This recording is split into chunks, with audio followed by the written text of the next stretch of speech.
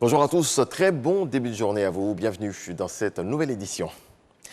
Des populations, élus et cadres sensibilisés à Ouaninou, les ministres de la Santé et celui de l'Intérieur et de la Sécurité sont en mission contre Ebola. Ils ont choisi cette localité proche de la Guinée, d'où est venu le premier cas à Boussanogo. Préfecture du département de Ouaninou. Rencontre entre le ministre de la Santé, de l'Hygiène publique et de la couverture maladie universelle, Pierre Dimba, le ministre de l'Intérieur et de la Sécurité, Vagondo Djomondé, et le corps préfectoral, les élus et cadres, les forces de défense et de sécurité, les transporteurs et les opérateurs économiques. Une rencontre pour faire le point de la situation sécuritaire à Ouaninou et surtout pour appeler chaque acteur à la responsabilité. La mission conjointe de sensibilisation des populations contre la maladie à virus Ebola a invité les différents responsables à unir leurs forces pour que le cas découvert à Ouaninou soit le dernier. Pierre Dimba et Vagondo Djomondé ont insisté sur le respect des mesures édictées par le gouvernement. Nous avons donc donné des conseils sur l'attitude qu'il faut avoir face à cette maladie. Au-delà de la menace d'Ebola, c'est le virus de Marburg, c'est le coronavirus et c'est pour toutes ces raisons qu'il a plu au chef de l'État et au gouvernement de protéger les populations en fermant la frontière. Donc il faut qu'ils observent scrupuleusement ces mesures, les veilles sanitaires, mais surtout le contrôle des frontières vont s'accentuer avec donc les forces de l'ordre. L'objectif étant donc de vraiment traverser cette période difficile pour que les Ivoiriens soient en bonne santé. Nous sommes face à une situation qu'il faut gérer avec l'urgence qui s'impose. En tant que cadre, il nous revient donc de sensibiliser nos familles, nos parents, qui sont en première ligne parce que habiter une zone frontalière pour les amener à contribuer efficacement par leur comportement à la réussite justement de la prise en charge médicale de toutes les populations, à commencer par elles-mêmes. Les élus et cadres s'engagent à jouer leur partition dans la sensibilisation des populations. Nous allons renforcer la sécurité aux frontières, surtout par la sensibilisation, pour que toute personne qui rentre soit déclarée et tous ceux qui seront malades, qui vont avoir les symptômes de maux de tête, qu'ils se rendent rapidement à l'hôpital et saisir les médecins, saisir les infirmiers pour que vraiment ce cas soit très isolé et que ça ne se répète plus. Pour faire respecter les décisions du gouvernement, des moyens de mobilité seront mis à la disposition des forces de défense et de sécurité pour la surveillance des frontières terrestres entre la Côte d'Ivoire et la Guinée. Ebola au centre des échanges sur le plateau du 13h entre Herman Guivet et Dr Béni Mivro Joseph. En quoi consiste le plan de riposte mis en place par le gouvernement? Le directeur général de l'Institut national d'hygiène publique répond. La Côte d'Ivoire est-elle aujourd'hui suffisamment outillée pour faire face à la menace Ebola? Oui, la Côte d'Ivoire est suffisamment outillée. Nous n'avons qu'à faire le point de la situation depuis la déclaration de cette épidémie pour s'en convaincre. Le 12, cette patiente est arrivée à Abidjan. Le gouvernement ivoirien a été très prompt et cela a permis de réagir dans les 24 heures qui ont suivi la déclaration du cas. Je peux vous dire même qu'aujourd'hui, la vaccination à l'intérieur du pays même a même commencé à Djokwe, à San Pedro également. C'est un plan de riposte qui repose sur plusieurs piliers, notamment le contrôle aux frontières. Depuis ce seul cas qui est positif, qui est le cas d'Ebola, il n'y a plus d'autres cas, les autres cas étant des cas suspects qui sont des cas négatifs.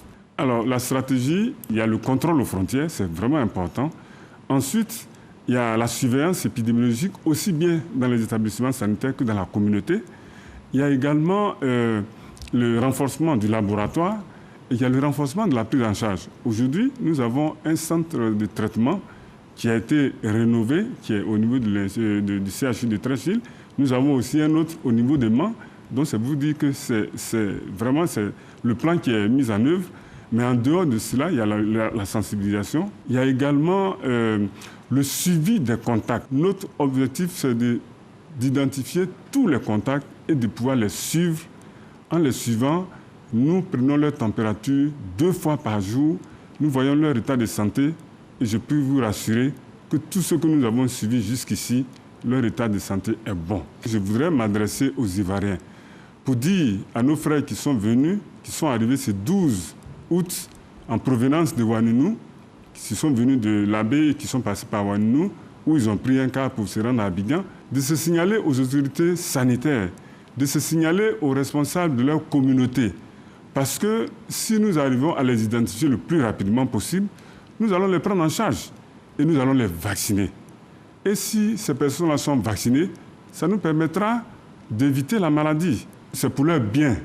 Donc je les invite à vraiment se rendre dans les centres de santé et surtout à se signaler pour que nous puissions les identifier le plus rapidement possible.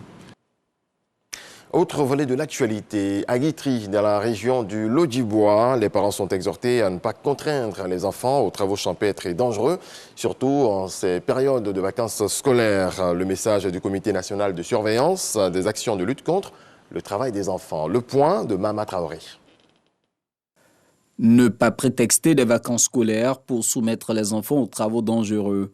Voilà l'essentiel du message que les experts du Comité national de surveillance des actions de lutte contre le travail des enfants, CNS, sont allés transmettre aux populations de la ville de Guitry. Un message émanant de la première dame de Côte d'Ivoire, Dominique Ouattara, en sa qualité de présidente du CNS. Ces 2 journées de sensibilisation se sont donc traduites par des ateliers pédagogiques avec des élèves et des rencontres avec les autorités administratives, coutumières et des responsables d'organisation du secteur agricole. Un enfant doit aller à l'école pour étudier. Après avoir fini les études, il peut aller à la maison. Mais je n'oblige pas mon enfant d'aller au travail. Alors les gens ne veulent plus consommer du cacao qui est fait avec l'esclavage des enfants, l'utilisation des enfants. Et donc on a vraiment, on doit sensibiliser. On doit tout faire pour que le cacao soit propre. La sensibilisation, nous, on a bien retenu. Et ça nous aide. Ça nous aide par rapport à nos enfants. C'est-à-dire un enfant qui ne connaît rien, tu vas le manœuvrer. Quand même, nous ne sommes plus à l'époque des travaux forcés. En plus du préjudice porté à la santé de ses victimes, le travail des enfants menace également l'économie ivoirienne. Le président de la République, son Excellence, M. Alassane Ouattara, dès qu'il est arrivé au pouvoir, il a dit ce problème-là, moi, c'est une priorité nationale. Il faut que je mette tout en œuvre pour que ça cesse. Ceux qui achètent notre cacao disent que ce sont les enfants, vos enfants, ou les enfants venus d'ailleurs, que vous utilisez pour produire le cacao. Donc pour cette raison, ils nous menacent. Ils ne veulent plus acheter notre cacao. Mais si on n'achète plus le cacao, qu'est-ce qu'on va devenir? Cette campagne de sensibilisation a aussi été marquée par une séance de dépistage des pathologies telles que le diabète, la Covid-19 et l'hypertension artérielle. Séance de dépistage gracieusement offerte aux populations par le député maire de Guitry, Patricia Sylvie Yao, par ailleurs directrice de cabinet de la première dame de Côte d'Ivoire. Refermons les portes de l'actualité nationale par cette page de culture. Les Gois font la promotion de leur tradition. C'est à travers la première édition du Festigois dans le village de Dabri, dans le département d'Alépé. 7 jours pour faire connaître au grand public les artistes, les danses et les plats typiques de la région de la Méi. Le point de Astou Touré. Le Festigois en marche pour la valorisation de la culture du peuple goa, peuple du département d'Alépé. Ce festival, qui est à sa première édition, entend réunir les fils et filles du village de Dabré autour des valeurs de paix, de cohésion, mais surtout de promotion du patrimoine artistique, traditionnel, ludique, thérapeutique et historique.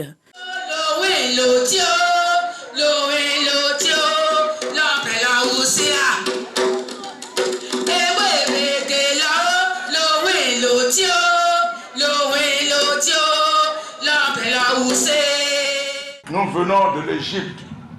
Nous en voulons pour preuve le système vestimentaire, les us et coutumes adoptés, ainsi que les différents noms que nous portons aujourd'hui.